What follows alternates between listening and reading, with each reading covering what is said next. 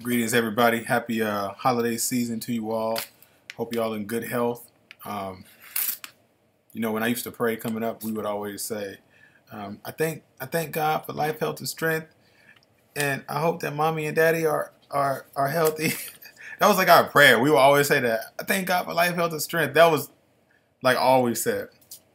But anyways, I hope that you all are enjoying life, health, and strength right now.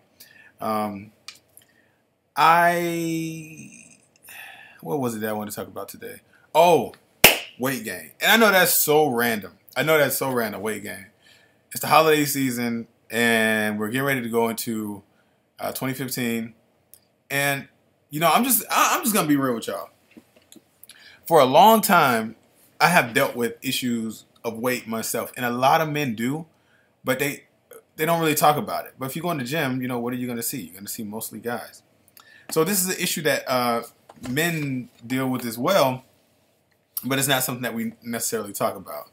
And I have dealt with it ever since I was in the military. When I first went into the military, I was picked on about being fat, and I didn't even know I was fat. I was like, they was call me donut and chubby chase. I was just like, I'm fat.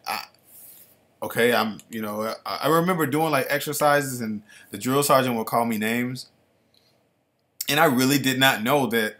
I had never had anybody call me fat before or chunky. And then I remember when I got out, I asked my girlfriend, I was like, am I fat? Was I fat? And she was like, well, you was kind of chunky. I was like, where was I at? And I think that a lot of people are really unaware of their weight and what they look like now as opposed to maybe what they looked like a few years ago. But anyways, that's kind of besides the point. I know that there are a lot of people struggling with their weight. But I wanted to share a few things with you as you go into the new year, if that's your struggle, that maybe can help you out.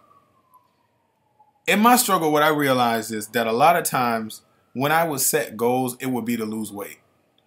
And when I first started, I didn't know how to lose weight. I would go to the gym, I would run. Maybe I would be successful with a couple of pounds. I would stop eating. And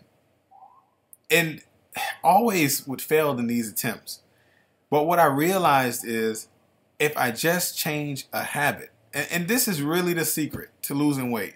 This is the secret to everything, but in this subject, I want to stick to losing weight. If you just change a habit, not asking you to change all your habits, not asking you to be extreme, but if you just change a habit, maybe it's something that you eat. Maybe it's a time that you eat. For me, for example, I wanted to get in better shape. So I said, okay, I'm going to give myself one habit to change. Because you are the sum of your habits. Whatever you look like, what your bank account looks like, what your social life looks like, what your love life looks like, you are the sum of all your habits. So if you change one of your habits, your whole life will change. And so I remember one time I tried two different things. One time I tried a habit change.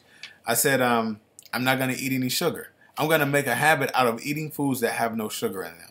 Now, if you think that that's a joke, I want you to try it.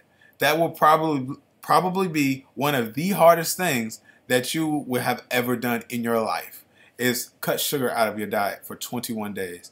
I'm going to try to find the link that I use and put it in the comment box below, but that is incredibly difficult. But guess what? In 21 days, I dropped 12 pounds of fat.